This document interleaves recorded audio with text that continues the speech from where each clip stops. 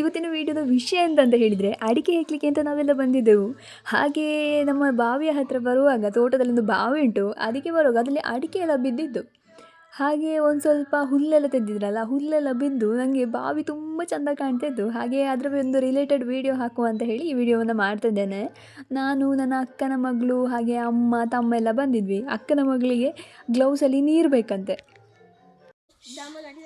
ಅದು ಫಿಶ್ ಹಾಕುದಲ್ಲನ, ಅದು ಗ್ಲೌಸ್.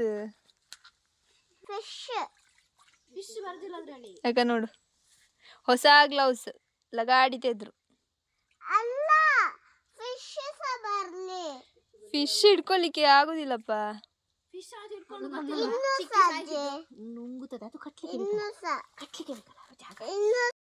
ಇದು ನಮ್ಮ ತೋಟದಲ್ಲಿರುವ ಬಾವಿ ಅಂತ ಹೇಳ್ಬೋದು. ಇದಕ್ಕೆ ನಾವು ರಿಂಗ್ ಎಲ್ಲ ಹಾಕಿದ್ದೇವೆ. ಬಟ್ ಇವಾಗ ಎಂತ ಗೊತ್ತುಂಟ, ಇಷ್ಟು ಒಂಥರ ಗಲೀಜಾದಾಗಿ ಕಾಣ್ತದಲ್ಲ, ಅಂದರೆ ತೋಟದ್ದು ಹುಲ್ಲೆಲ್ಲ ತೆಗೆದುವಲ್ಲ, ಸೊ ಕ್ಲೀನಾಗಿದೆ. ಆ ತೋಟದ ಹುಲ್ಲುಂಟಲ್ಲ, ಅದು ಇದಕ್ಕೆ ಬಿದ್ದು ಅಂದರೆ ಪಾಚಿ ಹಿಡ್ದಾಗೆ ಆಗಿದೆ. ಇದರಲ್ಲಿ ಅಡಿಕೆ ಸಹ ಉಂಟು ನೋಡಿ, ಅದನ್ನು ನಾವು ಹೆಕ್ತೇವೆ ಮೆಲ್ಲ, ಸೋಗೆಯನ್ನೆಲ್ಲ ಹೀಗೆ ಮಾಡಿ ಹೆಕ್ತೇವೆ.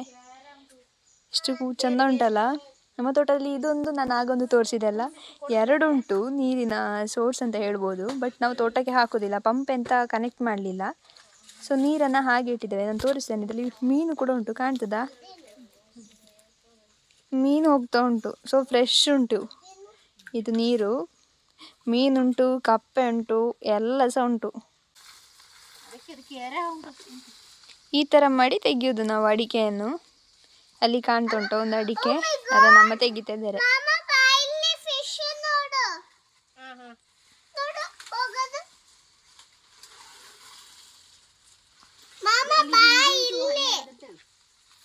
ಹ? 12 ರಿಂಗ್ ಉಂಟು ಇದರಲ್ಲಿ. ನಿಮಗೆ ನೋಡಿದ್ರೆ ಗೊತ್ತಾಗೋದಿಲ್ಲ, ಅಷ್ಟು ಆಳ ಉಂಟು ಇದು. 12 ರಿಂಗ್ ಇರುವಷ್ಟು ಆಳ ಉಂಟು ಈ ಬಾವಿ.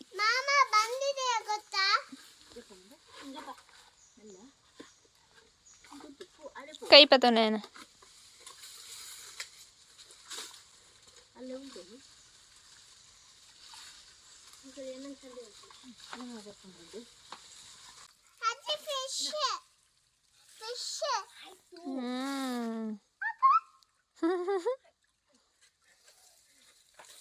ಬೆಂಗಳೂರಿಂದ ಬಂದು ನೋಡಿ ಕೆರೆಯಲ್ಲಿ ಎಂಜಾಯ್ ಮಾಡ್ತಿದ್ದಾಳೆ. ಹೌದು, ಅವಳು ಬೆಂಗಳೂರಿಂದ ಬಂದವಳು. ಅವಳಿಗೆ ಇಲ್ಲಿ ಊರಲ್ಲಿ ಫುಲ್ ಖುಷಿ ಆಗ್ತಾ ಉಂಟು. ಅಡಿಕೆ ಹೆಕ್ಲಿಕ್ಕೆ ಅಂತ ಬಂದಿದ್ದಾಳೆ, ಬಟ್ ಒಂದು ಸಹ ಅಡಿಕೆ ಹೆಕ್ಲಿಲ್ಲ ಕಾಣ್ತದೆ. ಸುಮ್ಮನೆ ಇಲ್ಲಿ ಬಂದು ಆಟ ಆಡಿದೆ ಅವಳು. ಇಲ್ಲ, ಹೆಕ್ಕಿದಾಳೆ.